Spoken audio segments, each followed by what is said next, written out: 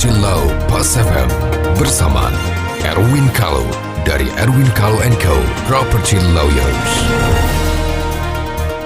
Mitra bisnis Pas FM, jumpa lagi dengan saya Erwin Kalo dari Erwin Kalo & Co. Property Lawyer dalam acara Property Law. Ini beberapa pertanyaan-pertanyaan yang masuk baik melalui Pas FM maupun langsung ke kami. Mungkin saja pertanyaan ini juga ada persamaan dengan mitra bisnis alami sehingga perlu kami sharekan masalah yang ditanyakan ini. Pertanyaannya demikian, kapan PPRS terbentuk? PPRS ini adalah atau P3SRS ini adalah Perhimpunan Pemilik dan Penghuni Satuan Rumah Susun atau Owner Association di dalam apartemen. Kapan terbentuk? Memang seringkali kita membaca peraturan itu sepotong-sepotong. Contoh misalnya di dalam Undang-Undang Rumah Susun memang ya Undang-Undang 20 tahun 2011 itu ya dikatakan bahwa PPRS terbentuk selambat-lambatnya 1 tahun sejak serah terima.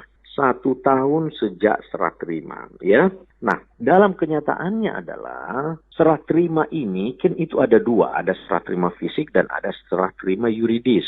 Kalau serah terima fisik itu biasanya lebih dulu daripada serah terima yuridis. Serah terima yuridis itu apa? Pada saat kita menandatangani akte jual beli dan balik nama sertifikat, ya kan? Nah, kalau saya beranggapan ini adalah serah terima yuridis. Kenapa? Karena di dalam undang-undang itu sendiri memang diatur bahwa siapa yang berhak membuat PPRS. Yang berhak atau yang wajib membuat itu adalah pemilik. Ya, sedangkan pemilik di dalam undang-undang itu sendiri adalah orang yang terdaftar atau kepemilikan Satuan Rumah Susun dibuktikan dengan adanya SHM Sarusun, yaitu Sertifikat Hak Milik Satuan Rumah Susun atau SKGB. Nah, sedangkan sertifikat ini terbit setelah adanya pertelaan. Panjang sekali urusannya. Pertelaan ini adalah akta pemisahan di dalam rumah susun. Unit-unitnya dibagi, akhirnya ya terbitlah itu.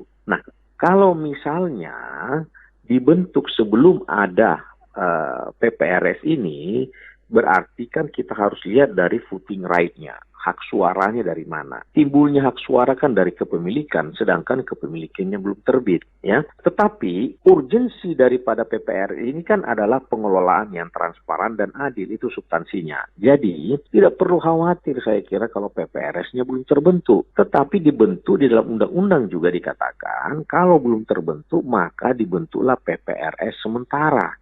Ya, untuk menjembatani ini. Kenapa dia sementara? Karena PPRS definitif belum dapat dibentuknya. Semua itu harus difasilitasi oleh developer atau penyelenggara pembangunan. Ya, sehingga kalau dikatakan sejak serah terima langsung dibentuk, enggak juga. Ada yang mengatakan berdasarkan putusan pengadilan, putusan katakan bahwa bisa dibentuk walaupun belum terjual semua. Sebenarnya pembentukan PPRS tidak ada hubungannya dengan terjual tidak terjual. Sepanjang pertelaannya sudah terbit dan SHM Sarusunnya sudah terbit, inilah dia sah dinamakan rumah susun. Kalau kita lihat di dalam pasal 1 ayat 1 rumah susun, definisi rumah susun adalah bangunan bertingkat yang dipisahkan kepemilikan pribadi dan kepemilikan bersama dan bla bla bla bla bla. Artinya apa? Di mana ada pemisahan ini? Adanya di akta pemisahan. Akta pemisahan adanya di pertelaan. Sehingga kalau ada rumah susun itu belum ada pertelaannya, belum dapat dikatakan rumah susun secara hukum.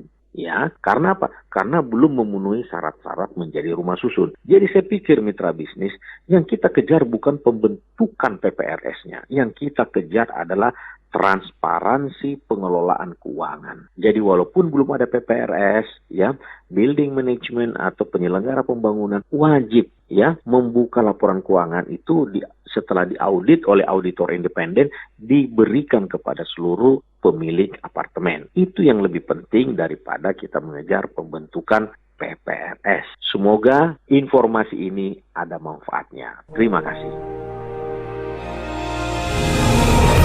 Nantikan Property Law Pas FM berikutnya. Bila Anda memiliki pertanyaan Property Law, email ke redaksi@pasfm.com. redaksi@pasfm.com